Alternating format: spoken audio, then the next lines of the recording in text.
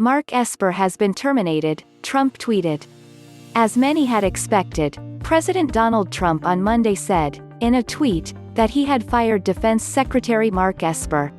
I am pleased to announce that Christopher C. Miller, the highly respected director of the National Counterterrorism Center, unanimously confirmed by the Senate, will be acting Secretary of Defense, effective immediately. Chris will do a great job. Mark Esper has been terminated. I would like to thank him for his service, Trump tweeted. The move comes 2 days after Trump lost re-election and when he was expected to purge top members of his administration with whom he had long been unhappy.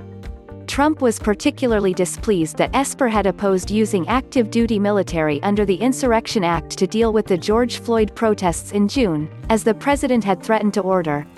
Pentagon officials were scrambling to react to the president's tweet. According to a U.S. official, Esper had a resignation letter ready and that Esper was strongly considering resigning ahead of a possible firing. According to a defense official, Mark Meadows, the White House chief of staff, called Esper to warn him that Trump's tweet firing him was coming, but the official did not know how much in advance Meadows called Esper. House Speaker Nancy Pelosi didn't mince words in a statement issued shortly afterward. The abrupt firing of Secretary Esper is disturbing evidence that President Trump is intent on using his final days in office to sow chaos in our American democracy and around the world, she said. Continuity and stability are always important during a presidential transition. They are absolutely imperative at this moment, as this historically erratic administration prepares for its departure.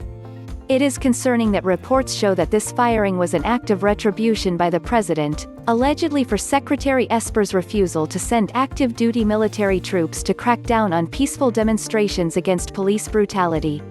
Most disturbingly, however, the timing of this dismissal raises serious questions about Trump's planned actions for the final days of his administration, her statement continued.